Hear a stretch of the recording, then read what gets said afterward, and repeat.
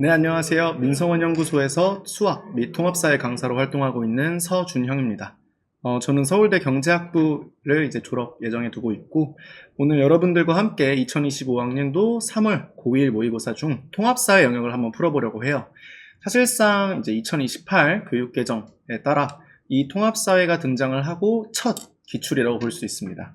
그래서 여러분들께 전 문항 해설을 드리면서 어떻게 풀어야 좀 간단하고 쉽게 통합사회를 접근할 수 있을까에 대한 팁을 드리려고 합니다.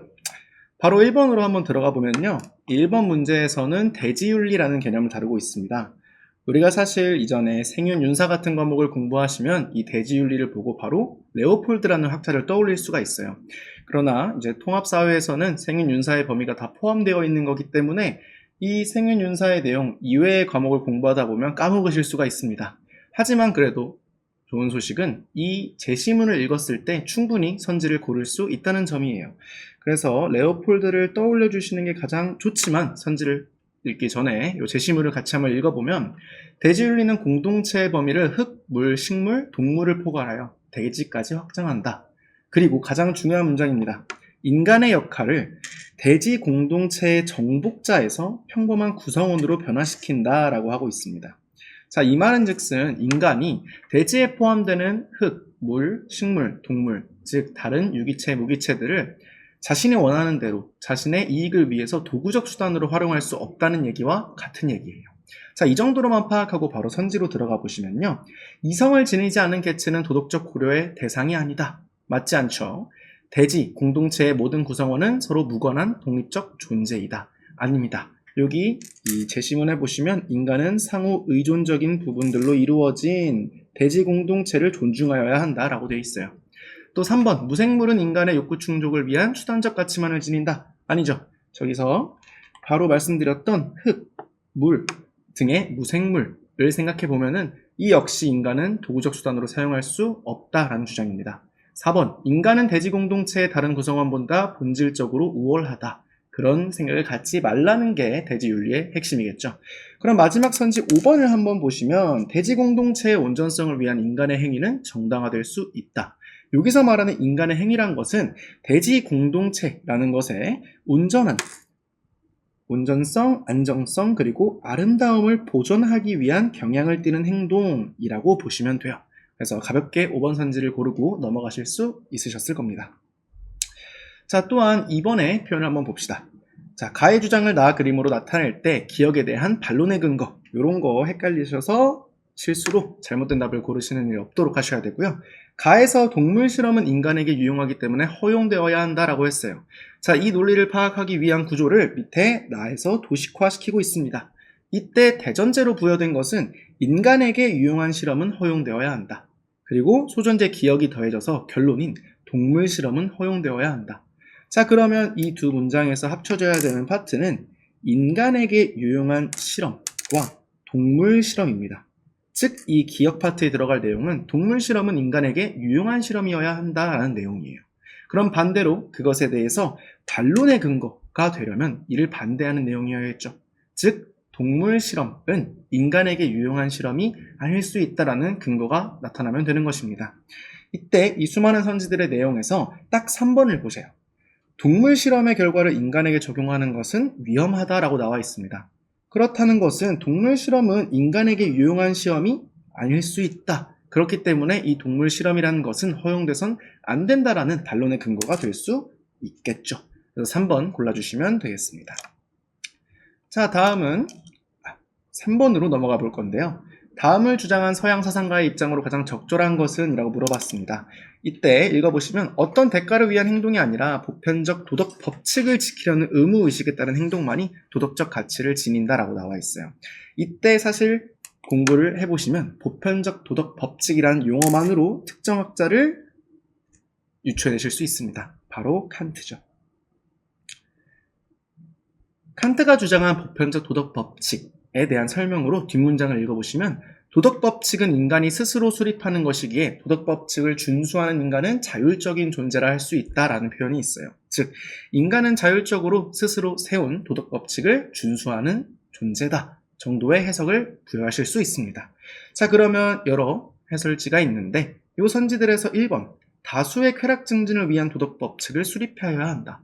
이때 칸트가 주장하는 도덕 법칙은 다수의 쾌락 증진만으로 설명이 되진 않습니다. 조금 더 보편적으로 모두가 동의할 수 있는 도덕 법칙, 모두가 떠올릴 수 있는 도덕 법칙을 의미하는 거예요.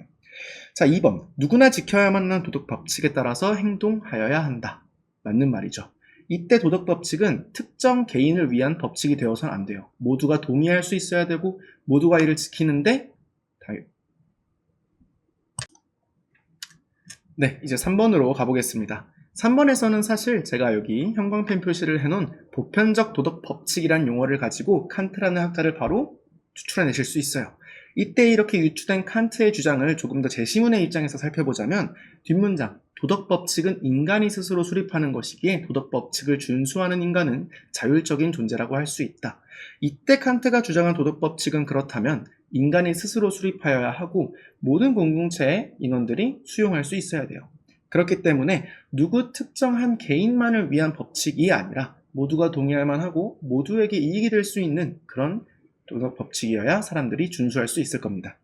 자, 그러면 1345의 내용은 이와 반대되는 내용이에요. 예를 들어서 1번 다수의 쾌락 증진을 위한 도덕 법칙을 수립하여야 한다. 아니죠. 다수의 쾌락 증진보다 훨씬 더 상위 목적입니다. 모든 공동체원이 공동체의 발전과 개인의 안녕을 위해서 동의할 수 있는 법칙이어야 합니다. 3번 행동의 도덕성은 행동의 동기보다 결과에 근거하여야 한다. 물론 도덕 법칙 역시 좋은 결과를 이끌어내는 수단이 될 수는 있어요. 하지만 이 칸트가 주장하는 그리고 이 제시문의 내용은 행동 동기, 즉 본인이 스스로 수립한 보편적 도덕 법칙의 준수입니다. 그렇기 때문에 반대되는 내용이고요. 4번 이 도덕적 가치는 경제적 이익 극대화만으로 판단되지 않아요. 5번 자율적 존재인 인간은 의무의식에 따라 행동하면 안 된다.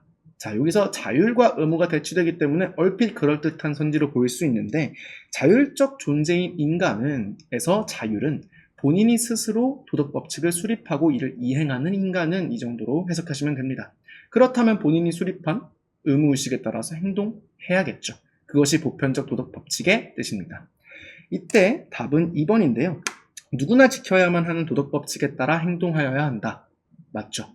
이 도덕 법칙은 누구나 지켜야 하고요. 누구나 그 준수에 대해서 동의할 수 있어야 합니다. 그렇기 때문에 역시 쉽게 2번을 고르실 수 있었을 것 같아요. 질문이 들어올 수 있는 영역을 조금 더 추가로 설명드리자면 4번에 도덕적 가치가 결국 경제적 이익 극대화랑 별 차이 없는 거 아니야? 좋은 거 아니야? 둘 다? 이렇게 말씀하실 수도 있어요. 예를 들어서 복지의 차원에서 우리가 저소득층에 대한 지원을 하는 것은 경제적 측면에서 비효율적이다라는 의견도 있습니다. 하지만 세상은 언제나 경제적 효율성만을 따지진 않아요.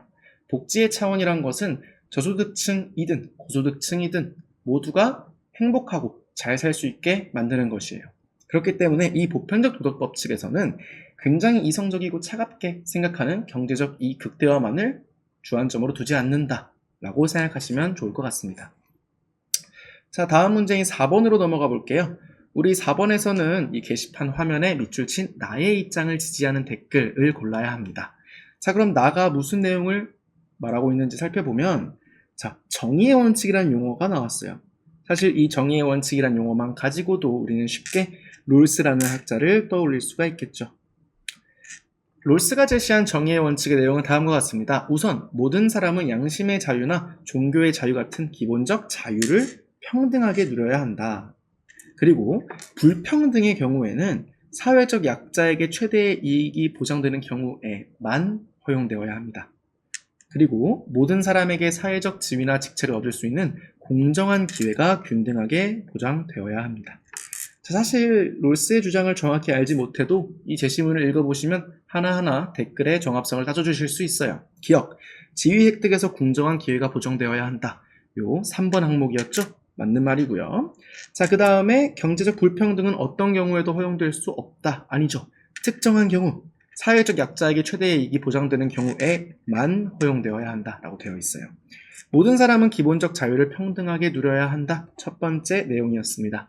리을, 정의 실현을 위해서 사회적 약자를 고려해야 된다. 역시나 맞는 말이겠죠. 우리 이번에 불평등을 허용하는 케이스에 포함되어 있었습니다. 따라서 4번을 쉽게 고르실 수 있었을 것 같아요.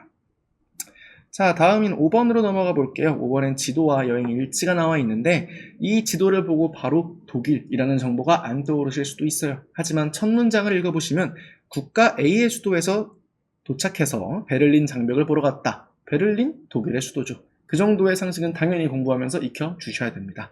자, 그러면 A가 독일이란 사실은 쉽게 파악을 했고 여러 문장이 써 있는데 베를린 장벽이 등장한 이상 우리가 독일의 분단과 통일에 대한 내용이 나오겠거니 라고 추측하실 수 있어요.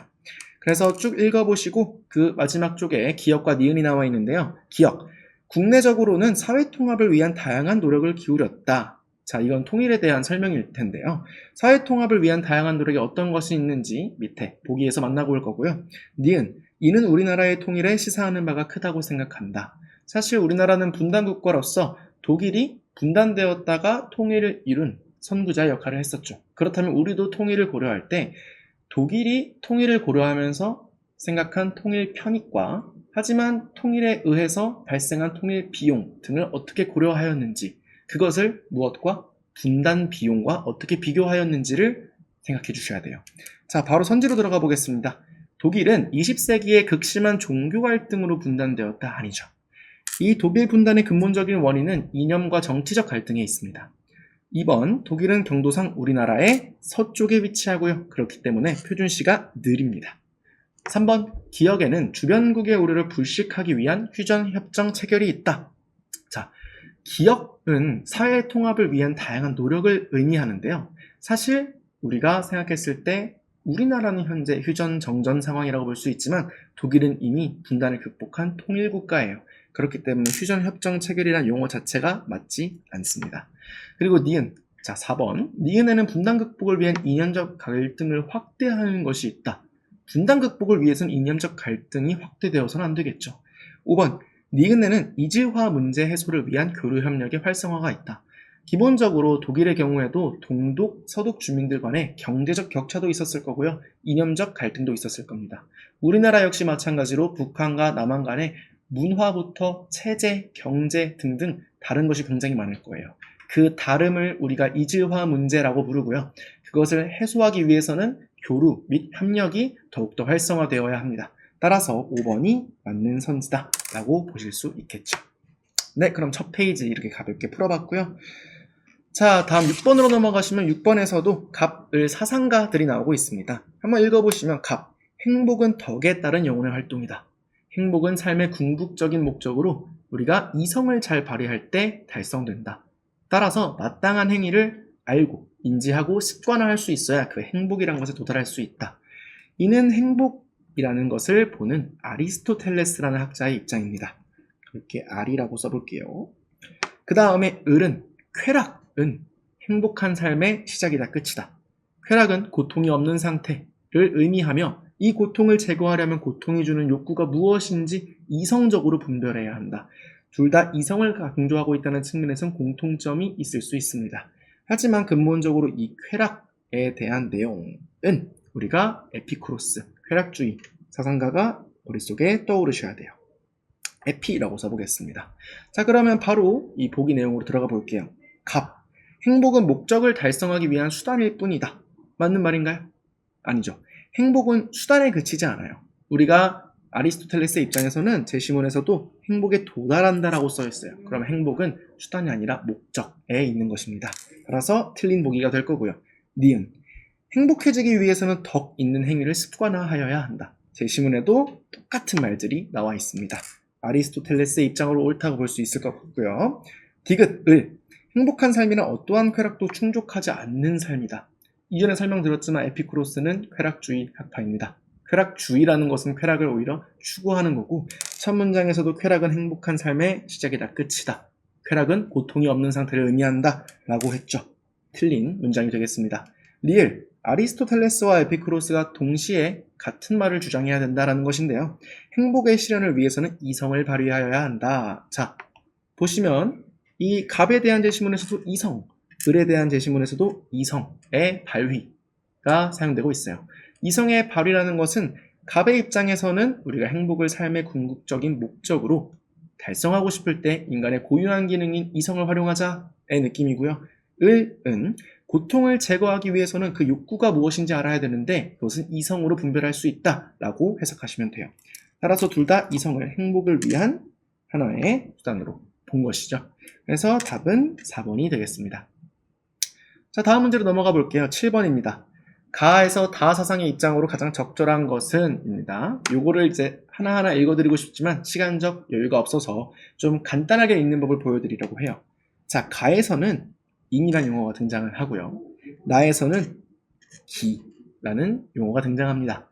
다에서는 연기, 윤회 등의 용어가 등장하고 있어요. 물론 용어 하나만을 가지고 특정 사상가 혹은 특정 사상을 추출하는 것은 조금 비약이 있을 수 있습니다. 하지만 문제를 풀기 위한 수단으로는 시간 단축에 도움이 되겠죠. 우리가 보통 인을 해치지 않고, 즉 인을 강조하는 태도는 유교에서 나타나는 태도예요. 그리고 나에서 삶은 기의 모임이고 죽음은 기의 흩어짐이다. 또한 삶과 죽음은 사계절의 운행과 같다. 즉 저희가 뭔가 하지 않아도 언제나 도달하고 언제나 부여받는다는 입장이에요. 따라서 자연의 변화에 순응이라는 것을 강조하고 있죠. 이때 순응한다면 슬픔이나 즐거움 등의 감정이 끼어들 여지가 없다라고 주장하고 있습니다. 이는 도가의 내용이고요. 마지막으로 다, 삶과 죽음은 하나이다. 이때 연기의 진리를 깨달아 해탈하면 윤회라는 고통에서 벗어나게 된다는 것은 불교의 사상이라고 볼 수 있어요. 자, 그럼 바로 선지로 들어가 보겠습니다. 1번 가. 죽음보다 현실의 도덕적 실천에 관심을 가져야 한다. 지금 위에서 가의 제시문을 읽어보시면 삶도 아직 모르는데 어떻게 죽음을 알 수 있겠는가라는 문장 하나가 이를 관통하는 내용이에요. 따라서 바로 맞는 보기로 찍으실 수 있을 겁니다. 자, 다른 것들이 왜 틀렸는지 한번 보게 되면요. 사실 3번에서 조금 헷갈릴 수 있을 것 같아요.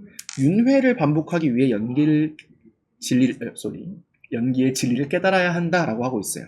물론 제시문에서도 윤회에서 벗어나게 된다라는 것을 긍정적인 것으로 표현을 하고 있는데 윤회라는 것은 삶을 다시 반복하는 행위를 의미해요.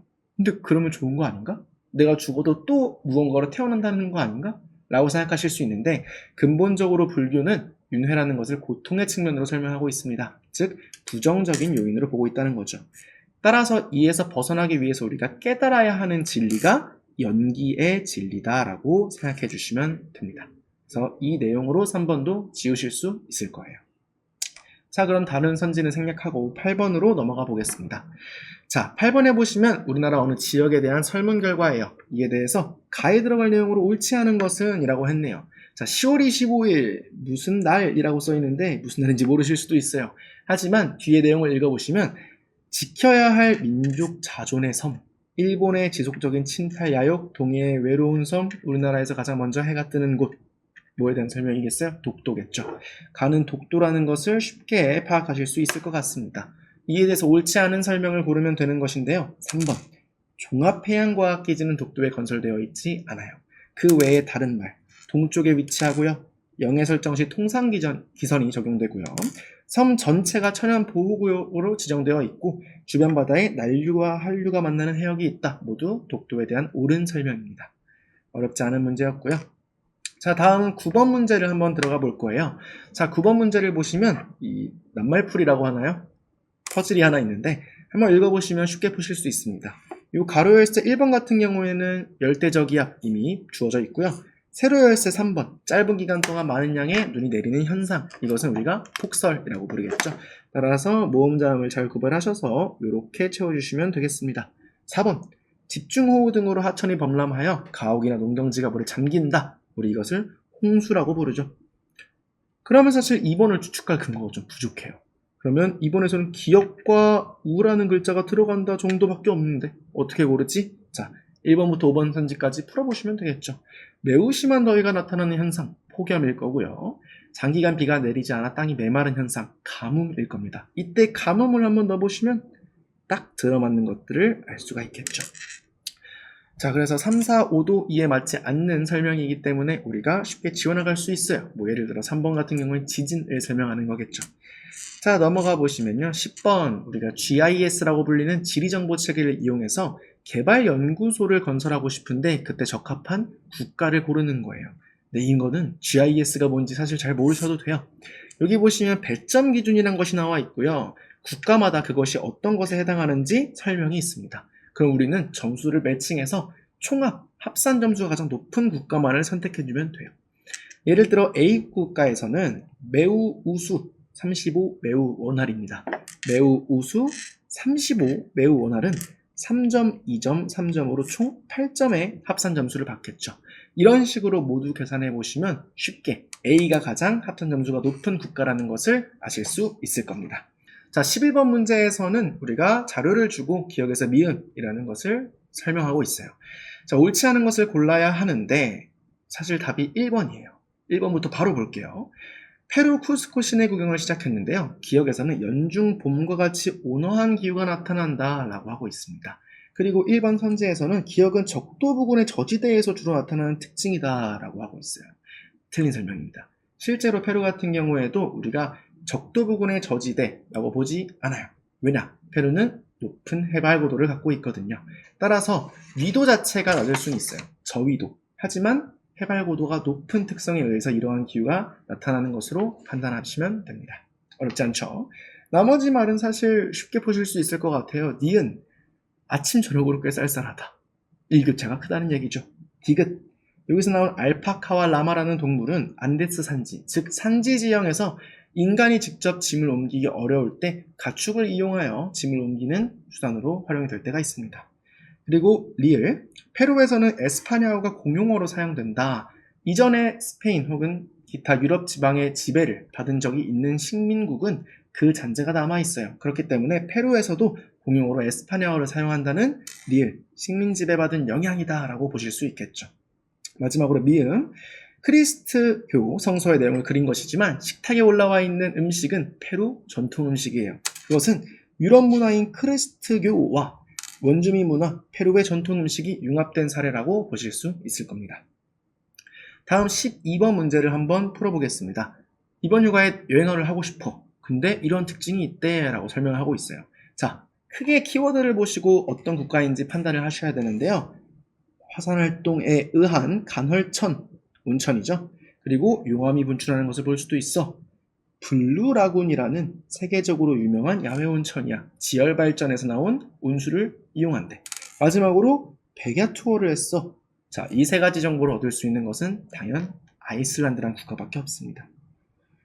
사실 저는 아이슬란드에 대한 공부를 했다, 그래서 이 문제를 풀 수 있었다 보다는 아이슬란드 꽃보다 청춘편을 봐서 이 정보를 알 수 있었는데요. 항상 국가를 외우실 때는 그 국가의 특징적인 내용들을 외워주셔야 돼요. 예를 들어 백야 혹은 대표적인 여행지인 블루라군 등의 키워드 중심으로 외우시면 쉽게 아이슬란드라는 것을 매치시킬 수 있습니다. 이를 지도에서 찾아보면은 1번 A라는 지역에 위치한다는 것을 쉽게 아실 수 있을 것 같아요. 어렵지 않으셨을 거고요. 자, 13번으로 가보겠습니다. 다음 자료는 A부터 C국가의 연령층별 인구 비율을 나타낸 것이다 라고 써있는데 마지막에 A에서 C는 각각 말리, 베트남, 프랑스 중 하나다라고 나와 있어요. 그러나 이 문제를 풀기 위해서는 중요한 정보가 아닙니다. 자, 우리 도표를 한번 보시면 유소년층, 청장년층, 노년층의 비율이 나와 있어요. 이를 바탕으로 문제를 한번 풀어보겠습니다. 기억, A는 B보다 출산 장려 정책의 필요성이 클 것이다. A는 B보다 유소년층의 비율이 높죠. 그렇다면 출산 장려 정책의 필요성이 오히려 낮을 겁니다. A는 C보다 청장년층 인구 대비 노년층 인구 비율이 낮다. 자, 그럼 우리가 봐야 되는 정보는 총 4개예요. A 국가의 청장년층과 노년층 비율, C 국가의 청장년층과 노년층 비율이 있을 겁니다. 자, 근데 C 국가와 A 국가를 비교해 봤을 때 우리가 청장년층 같은 경우에는 사실 별 차이가 없어요. 물론 17.1%포인트라는 차이가 있지만 그것이 2배 이상 차이가 나진 않습니다. 하지만 노년층의 경우에는 무려 3배를 초과하는 비율로 C의 노년층 비율이 더 높다는 것을 알 수 있어요. 그러면 이 둘을 대비시킨다라고 했을 때는 청장년층이 부족한 비율에 비해서 노년층은 무려 C 국가보다 A 국가가 3분의 1보다 더 낮은 수치를 기록한 거예요. 그렇기 때문에 이 청장년층 대비 노년층 인구 비율이 낮다라는 것은 이러한 분수로 나타낼 수 있겠죠. 여기는 A 국가가 이만큼 주는데 분자에 있는 노년층 같은 경우에는 더 큰 비율로 줄어든다? 이것은 실제로 전체 비율이 낮아짐을 의미하죠.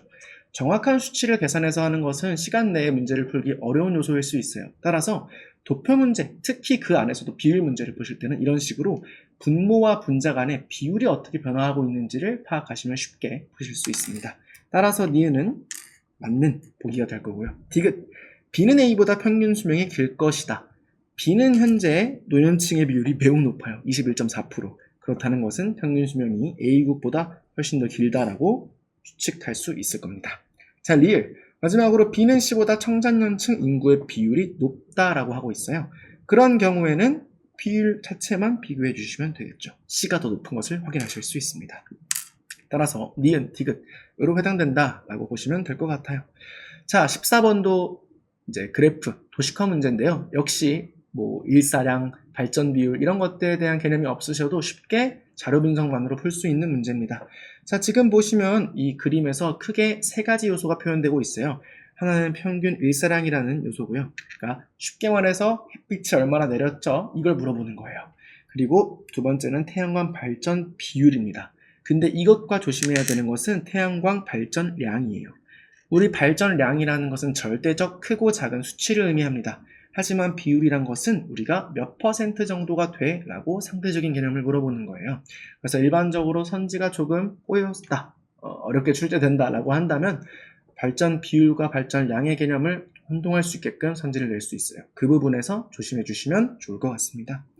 자, 1번. 영국의 평균 일사량은 독일보다 많다. 자, 여기를 보시면 돼요. 평균 일사량이라는 X축에서 영국은 여기 있고요. 독일은 여기 있습니다. 당연히 독일이 조금 더 많겠죠. 자, 중국의 평균 일사량은 세계 평균 이상이다. 중국의 평균 일사량은 이 정도입니다. 그러나 세계 평균 일사량보다는 왼쪽, 즉 적은 수치를 기록한다라고 보실 수 있을 거예요.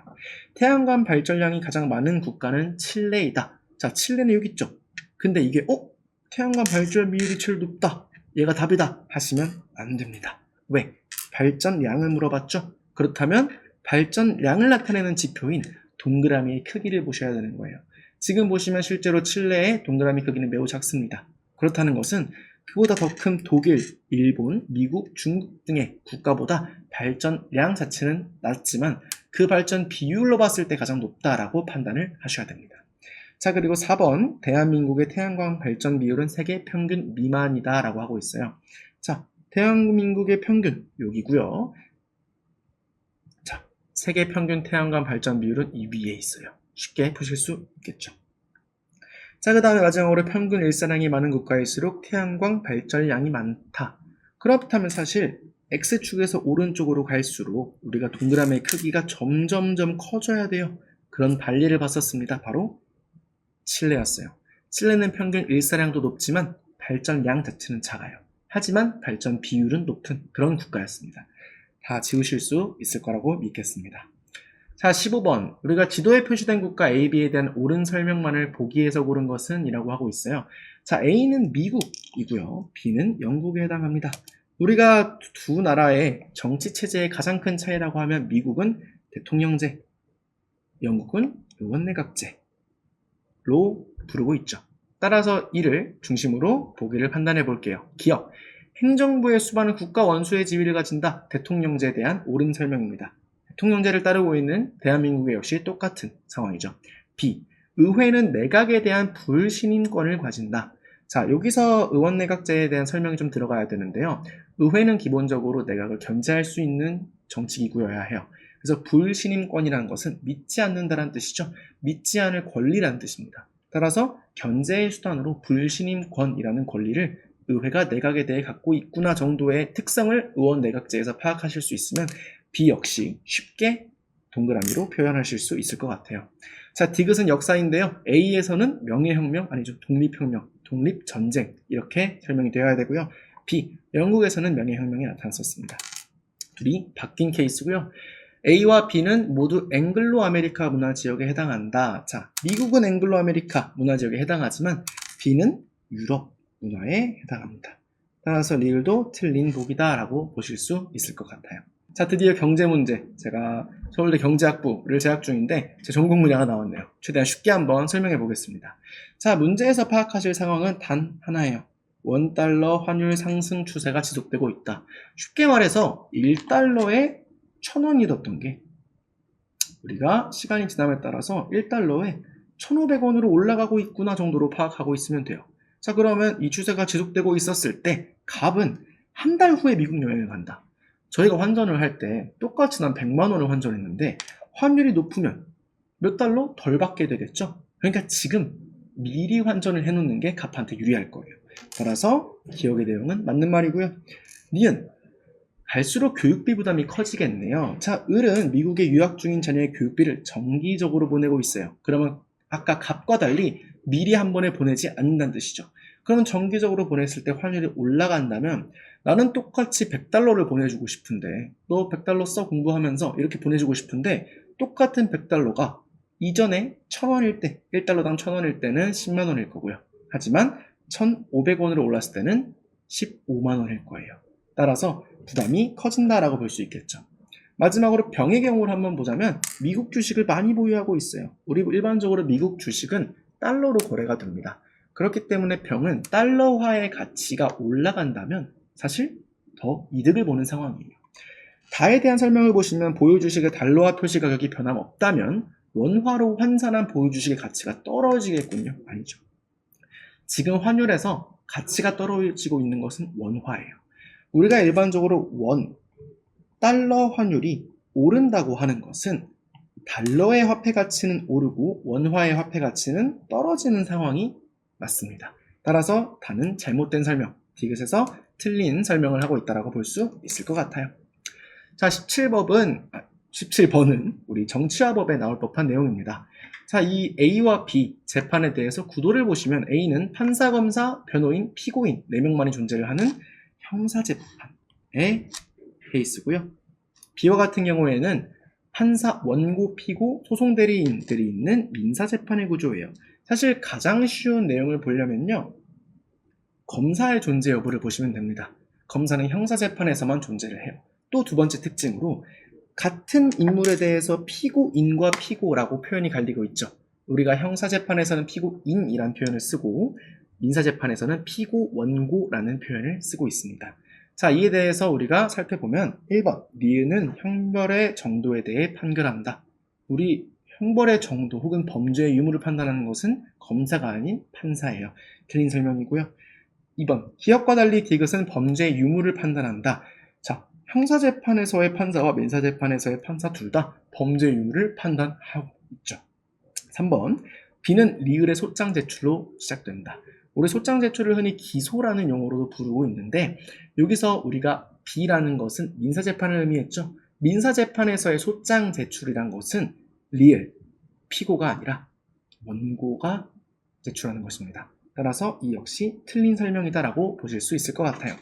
자, 4번. B는 개인 간의 분쟁을 해결하기 위한 재판이다 라고 하고 있어요. 자, 일반적으로 민사재판이 개인 간의 분쟁을 해결하는 재판이고요.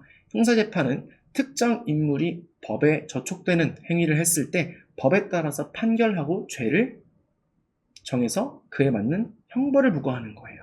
따라서 4번은 옳은 선지라고 보실 수 있을 것 같습니다. 5번. 틀린 설명이죠. 형사, 민사였어요. 따라서 이렇게 쉽게 보실 수 있었다. 그나마 좀 헷갈리는 보기는 3번이 됐었겠네요. 항상 민사재판의 소장 제출은 원고에 의해서 이루어진다는 사실을 기억해 주시면 좋을 것 같습니다. 자, 18번 다시 경제 문제로 돌아오는데요. XJ 시장 관련 신문 기사에 보니까 XJ의 공급에 영향을 주는 요인이 나타났고 공급 곡선이 오른쪽으로 이동했대요. 우리 일반적으로 수요 그리고 공급 이렇게 그래프가 있으면 공급 곡선이 오른쪽으로 이동했다는 것은 공급이 증가한 상황을 의미합니다. 그리고 공급이 증가한 상황에 해당하는 것이 무엇이 있을지 한번 보시면요. 1번, 핵심 원료 가격 폭등? 그러면 공급자, 생산자 입장에서는 오히려 공급을 줄일 수밖에 없죠. 비용이 더 들어가니까. 공급 감소의 요인이고요. XJ의 보완제인 YJ의 가격이 대폭 상승했다. 자, 예를 들어서 내가 햄버거를 먹어야 되는데 나는 햄버거 세트를 무조건 먹어야 직성이 풀려요. 근데 햄버거의 보완제라고 볼 수 있는 콜라, 물론 완벽한 보완제라고 보기는 어려워요. 하지만 콜라의 가격이 대폭 상승했다라고 생각하면 나는 햄버거 소비를 줄일 수밖에 없겠죠. 즉 이것은 수요 감소 요인입니다. 3번, XJ 생산하는 땡땡 기업의 XJ 생산이 중단됐어요. 공급이 중단됐네요. 공급 감소 요인이고요.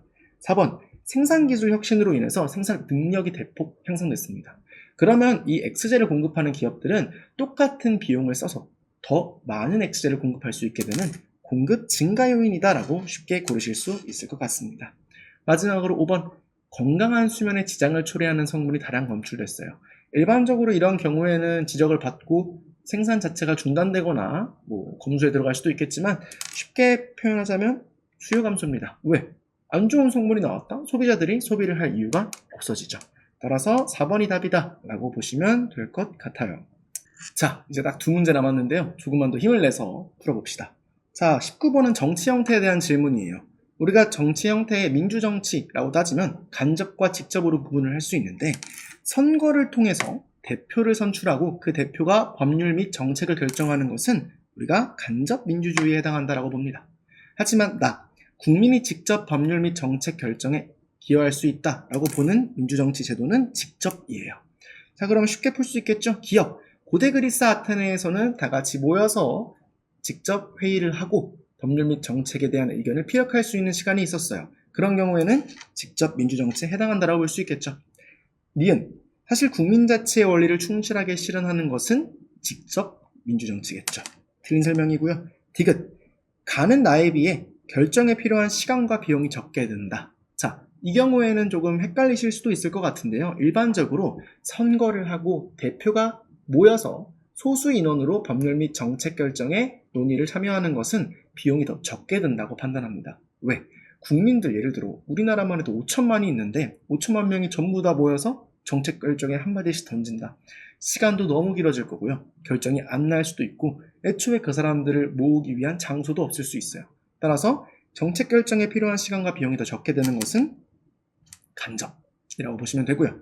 리을. 나는 가에 비해 국민의 정치적 무관심이 나타나기 쉽다. 아니죠. 직접 참여하는 경우에는 오히려 더 사람들이 관심을 가져요. 하지만 나는 선거만 하고 그 사람들이 실제로 뭘 하는지는 잘 모르겠는데 라는 사람들이 많이 나타나는 것은 오히려 간접 민주정치에 해당하는 설명이겠죠. 따라서 답은 2번이 될 겁니다. 자, 드디어 마지막 문제네요. 경제 문제인데요. 자, 경제 상황 카드가 나와 있어요. 이 경제 상황 카드에서는 쉽게 읽으실 수 있습니다. 경제 상황 카드 가. 경기적 실업이 심각하다. 경기가 매우 침체된 상황이라는 거예요. 물가 상승이 심각하다. 경기가 너무 과열돼. 너무 뜨겁다는 거예요. 자, 그럼 이에 대한 대책을 한번 살펴보면 우리 경기가 침체된 경우에 예전에 대공황 시절에 루즈벨트 대통령이 어떤 정책을 시행했죠? 뉴딜 정책을 시행했어요. 이 뉴딜 정책이라는 것은 그 중에 하나의 정책 일환으로 정부가 공공사업을 확대해서 사람들이 일자리를 잃어가니까 우리 정부 지출로 너희의 임금을 대줄 거야. 그러니 와서 일하고 돈 받아가. 식의 정책을 펼친 적이 있었습니다. 그래서 막 대규모 댐 건설에 사람들을 부르고 이런 적이 있었는데요. 정부의 공공사업 확대라는 B 대책은 즉 침체를 해소할 수 있는 대책이 되겠죠. 하지만 A와 C는 경기 과열에 대한 대책입니다. 자, 이에 대해서 되게 간단하게 설명을 해드릴 건데요. 경기가 과열됐다는 것은 시장에 돈이 너무 많다는 거예요. 자, 우리가 이 네모 박스를 시장이라고 보시면요. 돈이 많다는 것은 그 돈의 가치가 떨어진다는 거예요. 우리가 생각해보면 라면이 1,000원일 때와 라면이 500원일 때 화폐 가치가 더 높은 것은 라면이 500원일 때예요. 예를 들어 막 물가가 너무 올라서 짐바브웨에서 옛날에 막 돈을 휴지로 쓴다 이렇게 얘기한 적이 있었죠. 그러면 뭐 휴지 하나에 막 예를 들어 1억 달러다 라고 하면은 그 짐바브웨 달러의 화폐 가치는 매우 낮은 거예요. 근데 그 이유가 뭐다? 시장에 돈이 너무 많아서인 거예요. 자, 그러면 경기가 과열됐다는 것은 시장에 돈이 너무 많다니까 시장에 돈을 좀 빼줘야겠죠. A. 중앙은행이 이자율을 인상한다. 이자율을 인상하면 사람들이 은행 이자율이 올라갔대. 저축해야지. 즉 시장에서 돈을 빼서 저축, 은행에 넣어둘 겁니다. 그러면 시장에 돈이 나가는 효과가 되는 거죠. C. 정부가 재정 지출을 축소한다. 일반적으로 정부가 재정 지출을 하는 것은 시장에 돈을 푸는 것으로 해석합니다. 예를 들어서 쉽게 정부가 돈을 쓰는데 그 돈을 누가 받겠어요? 정부가 가로등을 하나 세웠다? 그 가로등을 세우는 업체가 받겠죠. 그 업체가 받는 돈은 시장에 들어온 돈이에요. 그 돈이 반대로 나가야 경기 과열이 해소될 수가 있는 겁니다. 즉 정부가 재정 지출을 축소하게 되면은 시장의 돈이 줄어든다. 시장에서 굴러다니고 있는 통화량이 감소한다 라고 보실 수 있는 겁니다. 그래서 가는 B, 나는 A와 C에 초점이 맞춰지겠죠. 따라서 답은 옳은 것을 주장한 무가 되겠습니다. 물론 경제와 법에 대한 설명을 되게 간단하고 요약해서 설명한 것이라 비약은 있을 수 있습니다. 하지만 실제로 경제학에서 따지는 요소들을 차분하게 생각해 보면은 화살표를 한 단계씩 쉽게 그려주실 수가 있어요. 따라서 민성원 연구소에서 통합사회를 공부하게 되시면 이런 꿀팁을 넘어서 그 기반에 이해가 되어야 하는 내용들이 두 가지 동시에 머리에 들어올 수 있게 됩니다. 따라서 이러한 내용을 잘 공부하셔서 다음 6월 모의고사도 그렇고 이제 더 넘어가 2028학년도 수능 통합사회를 응시하시는 분들이 좋은 결과 있길 기도하겠습니다.